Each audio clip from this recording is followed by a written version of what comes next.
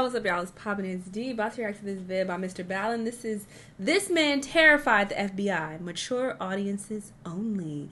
Okay, we're gonna see exactly how he terrified them and what happened. Let's watch. There are a few graphic and distressing details that are revealed at the end of this story. Viewer discretion is advised. But before we get into today's story, if you're a fan of the strange, dark, and mysterious delivered in story format, then you come to the right place because that's all we do, and we upload 3 or 4 times every week.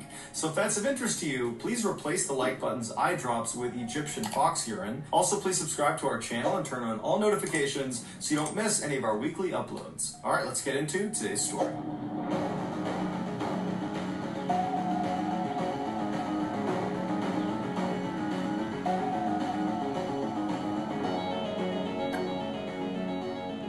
On the morning of February 2nd, 2012, a young man pulled off a 4-lane highway in Anchorage, Alaska, into a large, snowy parking lot.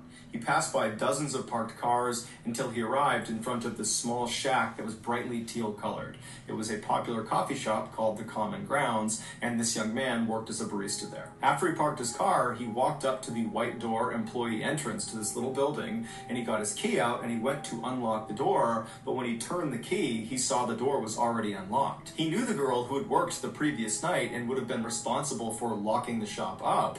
She was 18-year-old Samantha Koenig, and although she had only been on the job for about a month, she seemed very responsible and had never had any issues closing up before. The young man shrugged it off though. He figured people make mistakes, and he went inside. Right away, he noticed that a couple of things just seemed out of place. It was like Samantha must have just left in the middle of her shift without even attempting to clean up. There were napkins on the ground, there were towels out, there were cups still out. And so as this young man is walking over to the cash register to unlock it, he's running through scenarios in his head about how Samantha could have been so sloppy. And then he reached down with his register key, and just like the door, the cash register was already unlocked. When he pulled the tray out, all the money was gone. And that's when he knew they had been robbed. And so he called his boss. The night before, Samantha had asked her boyfriend, Dwayne, to pick her up after her shift at the Common Grounds. Dwayne arrived in front of the kiosk at about 8:30 p.m., which was 30 minutes after her shift should have been over. Dwayne had gotten held up at his job, which is why he was late. And so when he gets there, Dwayne looks around the parking lot, and he doesn't see Samantha anywhere. He sees the coffee shop itself is totally dark and looks like it's been closed up for the night. And so Dwayne gets out of his truck into the freezing cold night air, and he walked up to the window of this coffee shop, and he pressed his face up to the glass to look inside,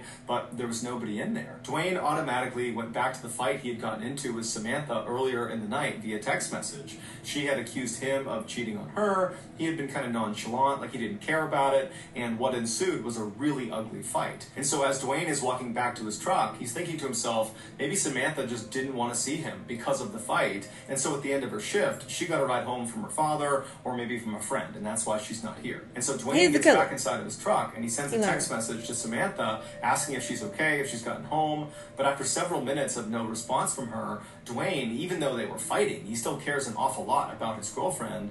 He decides, I gotta go by her house and make sure she's there and that she's okay. And so a couple minutes later, he gets to her house, he goes up to the door, and her single father, James, answers the door. Dwayne explains that he didn't see Samantha after her shift and just wanted to make sure she was here, but James says, she's not here. I have no idea where she is. I haven't spoken to her.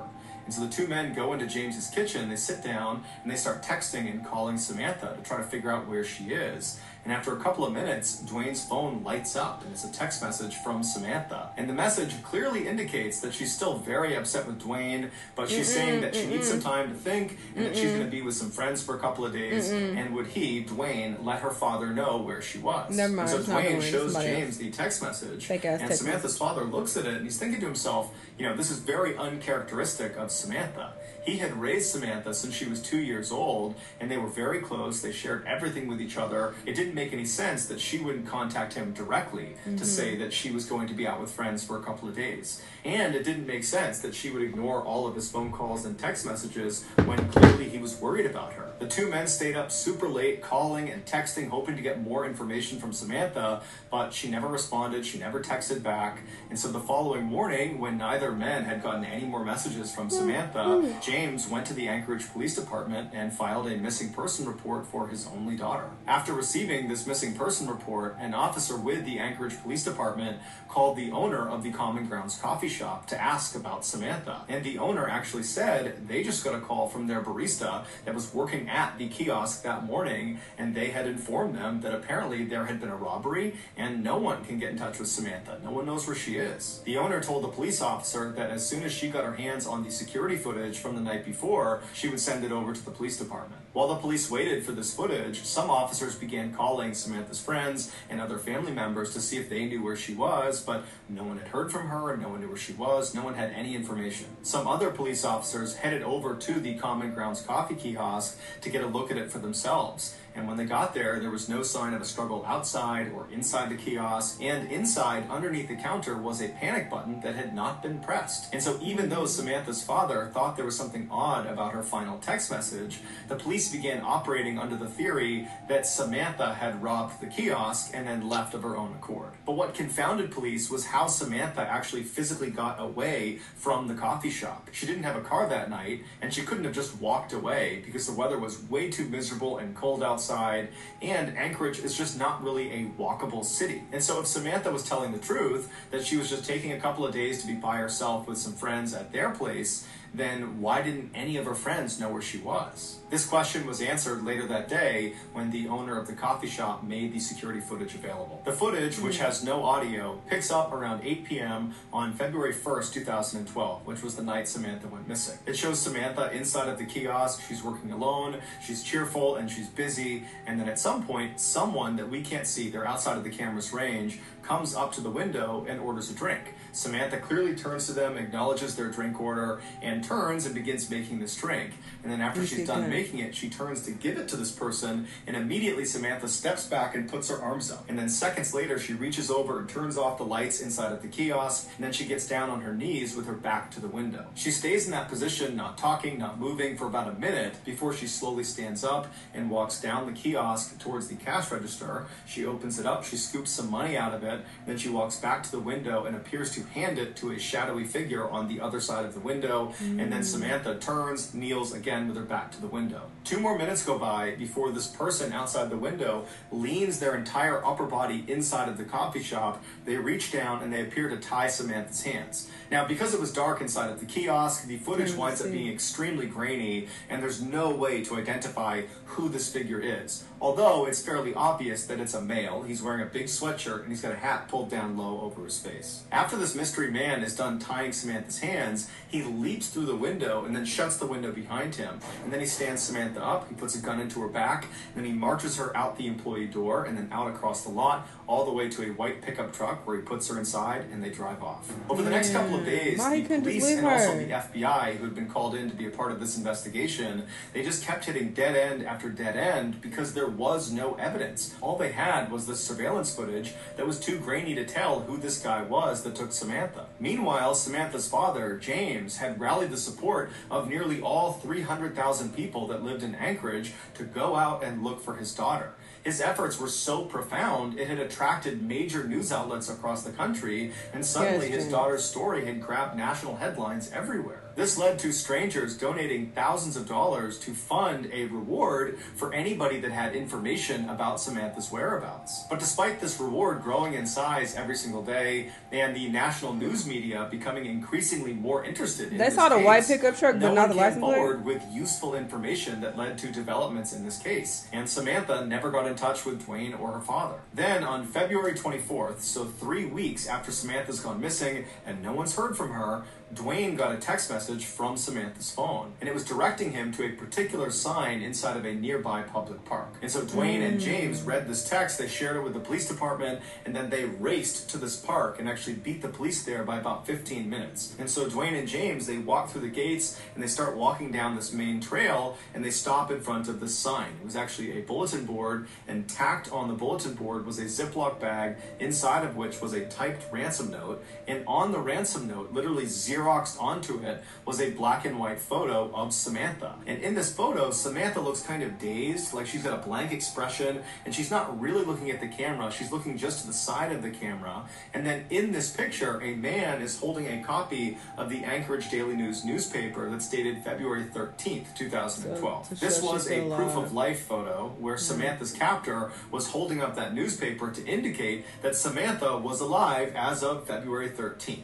And so to everybody involved in this case, including Samantha's father, even though this is still not a good situation at all, it was kind of a relief to know that at least as of last week, Samantha was alive. As for the demands of this ransom note, James was told to deposit $30,000 into his daughter's account immediately, and if he did that, she would be released 6 months later. As advised by the FBI, James deposited a portion of the ransom money into his daughter's account, and then the FBI just waited and watched, because they knew if anyone tried to withdraw money from that account, they could track where the card was. A few days later, 3 separate withdrawals were made within Anchorage, but each time the FBI got a notification about one of these withdrawals, they would rush to the scene, and whoever it was that had tried to make this withdrawal was long gone. When they pulled the security footage from these 3 different ATMs, the person that was making these withdrawals was a man wearing a ski mask and big sunglasses, so they had no way to identify him. After these withdrawals, the account went silent for over a week,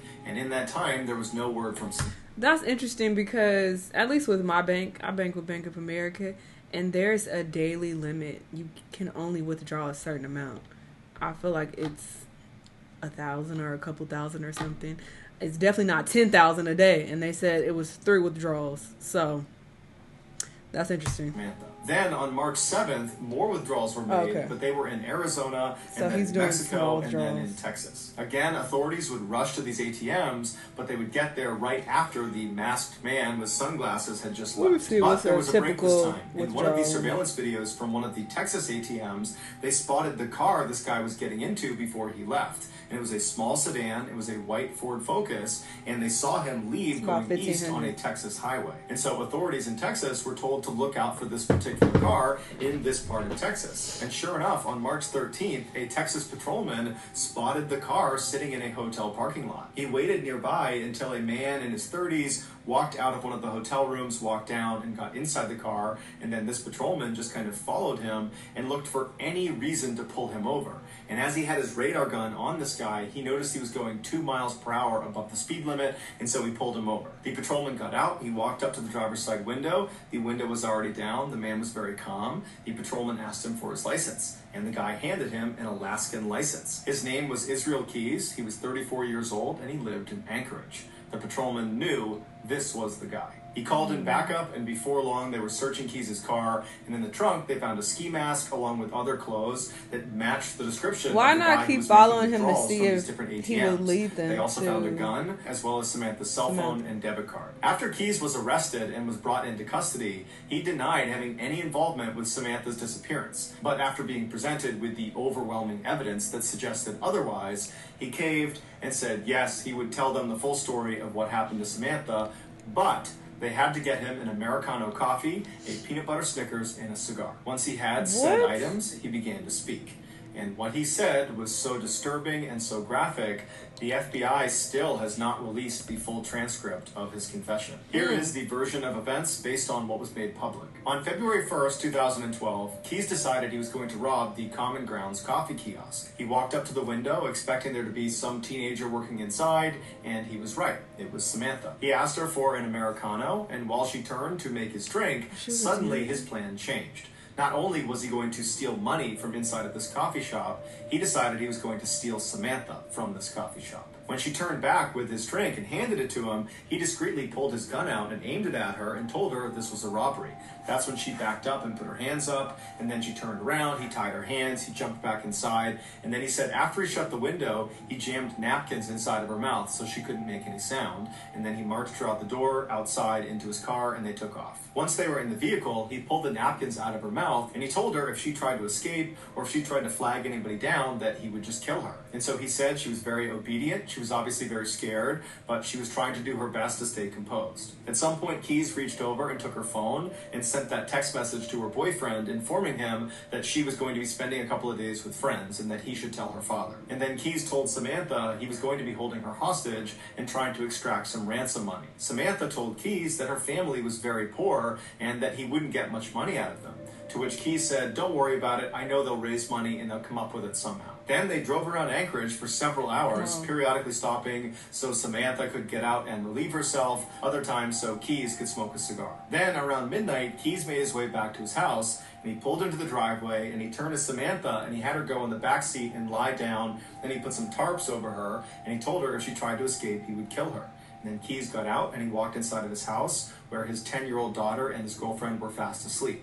And in just a few hours, Keys and his daughter were scheduled to go to New Orleans for a 2-week-long luxury cruise. Keys left his house and went back to his car. He put a blindfold on Samantha and then led her down the driveway to his shed. Once inside, he sat her down on an upturned bucket in the back of the shed, and then he put a rope around her neck, and he anchored each end of the rope to the wall so she was pinned to the wall. Then Keys turned his radio all the way up to make sure it masked any noise she might make, even though he reminded her repeatedly that if she made any noise, he would just kill her, and by and large, she was very obedient. And then he gave her a couple of cigarettes to smoke and told her it was going to be just fine, to just chill out, that he was going to get the ransom money from their family, and then as soon as that was done, he would let her go. He turned on some space heaters to keep the space warm, and then he left and locked the door. He walked back into his house and double-checked that his daughter and his girlfriend were still asleep.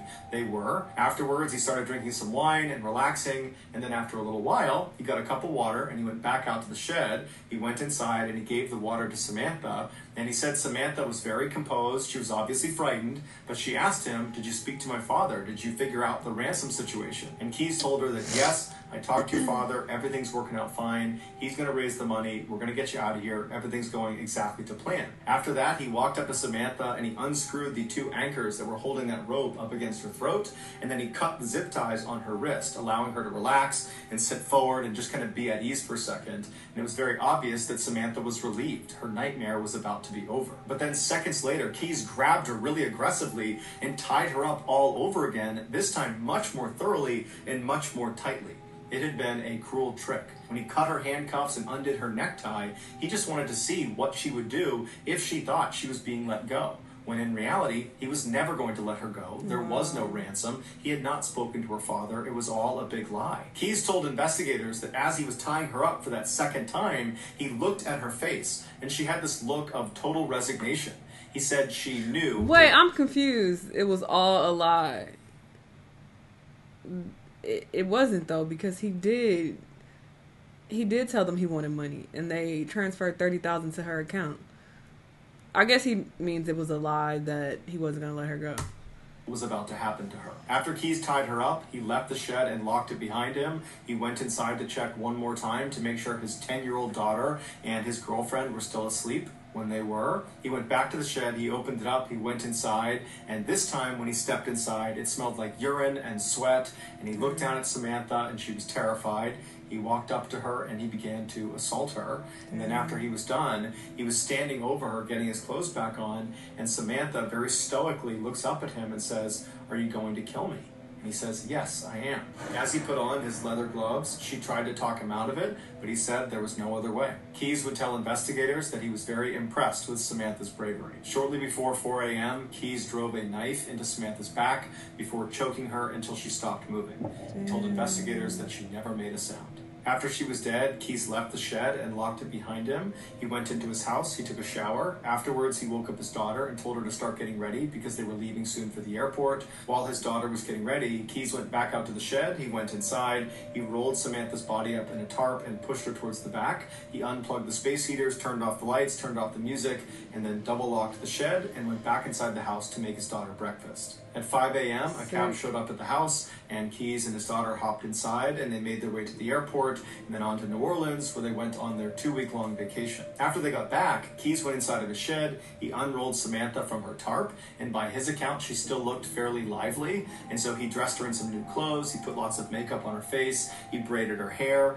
and then he stitched her eyelids open, so it gave the impression she was alive and alert. And then he held up a copy of the Anchorage Daily News next to her, and then took several photos, creating that proof of life photo for the ransom note. If you want to see this photo, you can Google it. I don't want to. After he took these pictures, he chopped her body up into pieces and then disposed of her in a near... Okay, because I was confused. It was like, oh, all of that was a lie. I'm like, but it wasn't a lie. He did ask for the money, but he didn't ask for the money until after he already killed her. That's fucked up. ...nearby frozen lake. It would turn out Samantha was not Israel Keyes' first victim. He was, in fact, a serial killer who specifically preyed on completely random people because he enjoyed watching them die. Over the years, he had hid what he called kill kits all over the United States, which were these caches filled with weapons and other tools designed to capture and kill people. This way, no matter where he was in the country, when he had an urge to go kill someone, he would just go to his nearest kill kit, dig it up, and then go target a random stranger. And he didn't care if you were young, old, big, small, male, female, alone, or in a group. Everyone was a target of opportunity. Keyes told investigators that as soon as he saw Samantha inside of that coffee kiosk, instantly he knew he was going to kill her. Everything about the ransom, the robbery, all of it was just a lie to keep her in line, to give her some hope that she might get out of this alive. When in reality, the second she walked outside of the doors of that kiosk, she was dead. Keyes admitted to killing Samantha as well as an older couple up in Vermont, but he would take his own life in a jail cell in December of 2012 before he named any of his other victims. And so to this day, we have no idea how many people he killed. The best guess is 11 based on a drawing he made in his jail cell, but that's just a guess. So that's gonna do it, guys. Look at that demonic shit. This is so fucked up. R.I.P. to Samantha. What really boggles my mind is the fact that he had a daughter. Like, you had a daughter, but you still were able to do that to someone else's daughter? Like, how fucked up in the head can you be? This was really sad. I can't. Y'all let me know what y'all thought. Let me know what other videos you want me to watch, and I'll see y'all on the next one. Bye.